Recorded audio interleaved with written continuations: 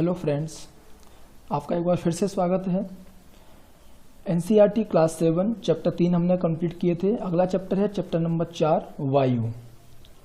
वायु की अगर बात करते हैं तो सबसे पहले आप जानिए कि वायु है क्या। वायु जिसमें बहुत सारी गैसें घुली हुई हैं या मिली हुई हैं।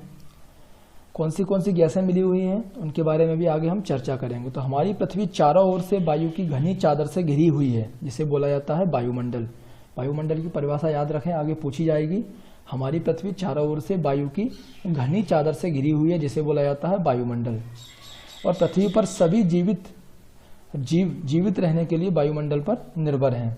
तो जीवित रहने के लिए सभी जीव वायुमंडल पर क्यों निर्भर हैं?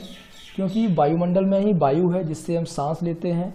और वायुमंडल में जो वायु है उसमें बहुत सारी गैसें घुली हुई हैं। कौन सी गैसें हैं अगर देखा जाए तो स्पेशली हम सांस लेने के लिए लेते हैं ऑक्सीजन। तो ऑक्सीजन भी है। ऑक्सीजन के अलावा भी कुछ गैसें हैं, जैसे कि यहाँ पर दिखाया गया है इस चित्र में। सबसे ज़्यादा है 78% नाइट्रोजन, उसके बाद 21% ऑक्सीजन, उसके बाद कार्बन डाइऑक्साइड है 0.03%, आर्गन है 0.93%, और जैसे हीलियम के अलावा ओजोन, ये कुछ टोटल और गैसें मिला करके अन्य सभी 0.04% हैं। ये सभी गैसें हैं हमारी पृथ्वी के वायुमंडल में, इस रेशियो में हैं। अभी सबसे पहले बात करें हम कार्बन डाइऑक्साइड गैस के बारे में। तो कार्बन डाइऑक्साइड जो गैस है उसके बारे में आपको कुछ महत्वपूर्ण बातें बताई जाती हैं। कार्बन डाइऑक्साइड वायुमंडल में फैलकर पृथ्वी से विकिरित ऊष्मा को पृथ्वी पर रोककर ग्रीन हाउस प्रभाव पैदा करती है, इसीलिए इसे ग्रीन हाउस गैस भी कहते हैं। यानी कि कार्बन डाइऑक्साइड जो गैस है, जब पृथ्वी पर ऊष्मा आती है सूर्य से, तो पृथ्वी कुछ ऊष्मा को एब्जॉर्ब कर लेती है, यानी कि शोषित कर लेती है। लेकिन वो ऊष्मा जब वापस जाती है तो उसे कार्बन डाइऑक्साइड गैस रोक लेती है। तो जिसकी वजह से हमारी पृथ्वी में ना तो ज़्यादा गर्म रहती है और ना ही ज़्यादा ठंडी रहती है, और हमारी पृथ्वी पर मौसम संभव हो जाता है। लेकिन अब अगर वो कार्बन डाइऑक्साइड गैस ज़्यादा बढ़ जाए तो क्या होगा? तो यहाँ पर गर्मी ज़्यादा हो जाएगी। और ऐसा कैसे होता है? कारखानों और कार के धुएं से वायुमंडल में कार्बन डाइऑक्साइड गैस का स्तर बढ़ता जा रहा है। तो जिसकी वजह से क्या होता है? पृथ्वी गर्म होती जा रही है, जिसे बोला जाता है भूमंडलीय तापन या फिर ग्लोबल वार्मिंग। तो तापमान में इस वृद्धि के कारण पृथ्वी के सबसे ठंडे प्रदेश में भी जो बर्फ है वो भी पिघलनी शुरू हो गई है। और जिसकी वजह से क्या होता है? समुद्र में जल स्तर में वृद्धि हो रही है और तटीय क्षेत्र में उनमें बाढ़ आ जा रही है। और दीर्घ अवधि में इसकी वजह से जलवायु में भी बहुत सारे परिवर्तन हो सकते हैं, जिसकी वजह से कुछ पौधे और पशु लुप्त भी हो रहे हैं। अभी वायुमंडल के संगठन के बारे में बात करें, जैसा कि मैंने आपको बताया, वायुमंडल में सबसे ज़्यादा गैस है वो है नाइट्रोजन। तो नाइट्रोजन है 78% और ऑक्सीजन है 21%। तो हमारे मनुष्यों के लिए कौन सी गैस कितनी इंपॉर्टेंट है? क्योंकि जब हम सांस लेते हैं तब फेफड़ों में कुछ नाइट्रोजन भी हम लेते हैं और फिर उसे हम बाहर निकाल देते हैं। लेकिन हम मैक्सिमम जो मात्रा लेते हैं वो लेते हैं ऑक्सीजन की। बट जो पौधे हैं, पौधों को अपने जीवन के लिए नाइट्रोजन की आवश्यकता होती है, लेकिन वो भी नाइट्रोजन को डायरेक्ट नहीं ले पाते हैं। तो जो पौधे हैं वो मिट्टी और उनकी जड़, उसमें रहने वाले जीवाणु, वो वायु से नाइट्रोजन लेकर इसका स्वरूप बदल देते हैं और उसके बाद पौधे इसका प्रयोग कर पाते हैं। तो इस तरीके से पौधे ऑक्सीजन नाइट्रोजन का यूज करते हैं। ऑक्सीजन जो है वायु में दूसरे नंबर पर ज़्यादा पाई जाती है। तो ऑक्सीजन का उपयोग मनुष्य करता है सांस लेने के लिए, हरे पौधे करते हैं प्रकाश संश्लेषण क्रिया में निकालते हैं उसको, कार्बन डाइऑक्साइड का यूज करते हैं। तो इस तरीके से क्या होता है? मनुष्य जितनी ऑक्सीजन लेता है पौधे उतनी ही निकाल देते हैं। लेकिन यदि हम पौधों को काटेंगे तो धीरे धीरे ये संतुलन बिगड़ जाएगा। और रही बात कार्बन डाइऑक्साइड और अन्य महत्वपूर्ण गैसों की, तो हरे पौधे होते हैं जो अपने भोजन के रूप में कार्बन डाइऑक्साइड गैस को लेते हैं और ऑक्सीजन को वापस देते हैं। मनुष्य और पशु कार्बन डाइऑक्साइड गैस बाहर निकालते हैं। तो मनुष्य और पशुओं द्वारा बाहर छोड़े जाने वाली कार्बन डाइऑक्साइड गैस और पौधों द्वारा प्रयोग किए जाने वाली कार्बन डाइऑक्साइड गैस लगभग बराबर होती है, जिससे क्या होता है? बैलेंस बना रहता है। लेकिन जब कोयला और खनिज तेल, ये सभी जो ईंधन हैं, जब जलते हैं तो कार्बन डाइऑक्साइड गैस बढ़ती है, जिसकी वजह से ये बैलेंस बिगड़ जाता है। अभी आपको एक बात और बताई जाती है कि जब वायुमंडल में जो वायु है गर्म होती है तो वह फैलती है और हल्की होकर के ऊपर उठती है। और जब वह ऊपर उठती है तो जिस जगह पर थी वो जगह जब खाली हो जाती है तो उस जगह पर दूसरी हवा पहुंच जाती है। तो ठंडी वायु सघन और भारी होती है, और जब ये जो वायु गर्म होकर के ऊपर उठती है तो उस जगह पर ठंडी वायु आ जाती है। और इस तरीके से वायु चक्र चलता रहता है। ग्लोबल वार्मिंग की वजह से कितनी सारी प्रॉब्लम्स आ रही हैं, उन्हें हम डेली न्यूज़पेपर्स में भी देख सकते हैं, न्यूज़ में भी अक्सर बताते रहते हैं। अभी बात करते हैं वायुमंडल की संरचना के बारे में। तो वायुमंडल जो है यानी कि पृथ्वी या फिर समुद्र के लेवल से अगर हम बात करें आसमान की तरफ, तो वायुमंडल को कुछ प्लेटों में या कुछ परतों में बांटा गया है। पहली परत है क्षोभ मंडल। क्षोभ मंडल पृथ्वी से 13 किलोमीटर तक ऊपर तक क्षोभ मंडल है। क्षोभ मंडल में ही सभी मौसम की घटनाएं होती हैं, बादल वगैरह, बारिश होना, ये सब क्षोभ मंडल में ही होता है। तो क्षोभ मंडल को आप देख सकते हैं, बहुत ही महत्वपूर्ण परत है हमारे लिए।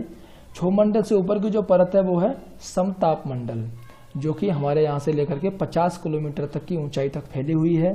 समताप मंडल में क्या होता है, ये मौसम संबंधी घटनाएं नहीं होती हैं, इसीलिए वहाँ पर हवाई जहाज को आने जाने के लिए सबसे मुख्य जगह समताप मंडल ही है।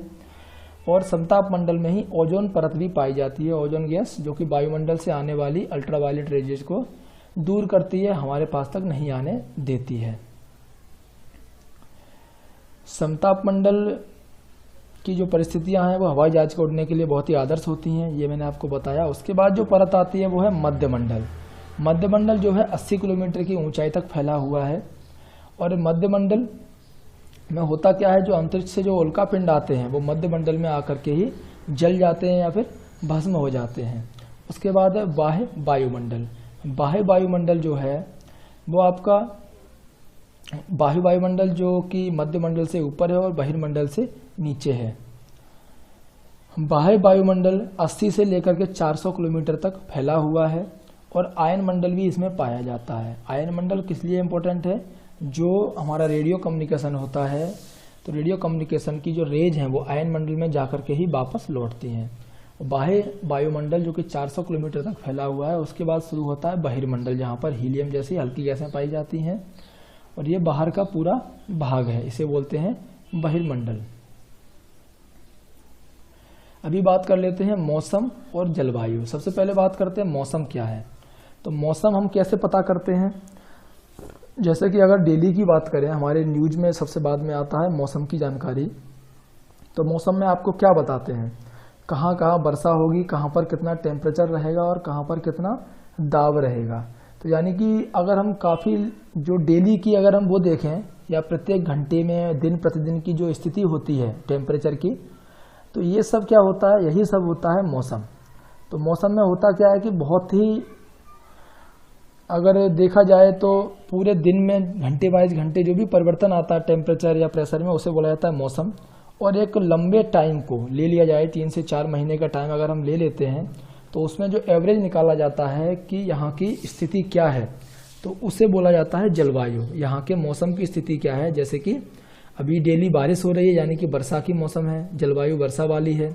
तो इस तरीके से मौसम का अनुमान लगाया जाता है। अभी यहाँ पर आपको एक आश्चर्यजनक बात और बताई जाती है कि पृथ्वी से जो ऊर्जा निकलती है, जो ऊष्मा निकलती है, उसके अगर 2 अरब भाग किए जाएं तो उसका सिर्फ 1 ही भाग है जो हमारी पृथ्वी प्राप्त करती है। तब जाकर के पृथ्वी पर इतनी गर्मी हो जाती है, जबकि पृथ्वी की पूरी ऊर्जा का सिर्फ 2 अरबवां भाग ही हम प्राप्त करते हैं। तापमान क्या होता है, वायु में मौजूद ताप एवं शीतलता के परिमाण को ही तापमान कहते हैं, यानी कि हवा में कितनी गर्मी और कितनी ठंडक है, तो इसी के परिमाण को, इसी के टोटल को बोला जाता है तापमान। तापमान को तापमापी से नापते हैं। जो वायुदाब होता है उसे वायुदाब मापी से मापा जाता है। वर्षा मापी वर्षा की मात्रा को मापता है और वात दिग्दर्शी हवा की दिशा को दर्शाता है। तापमान के अलावा एक होता है आतपन। आतपन क्या होता है, सूरज से जो ऊर्जा आती है पृथ्वी पर, वो पृथ्वी जिसे रोक लेती है, उसे बोला जाता है आतपन।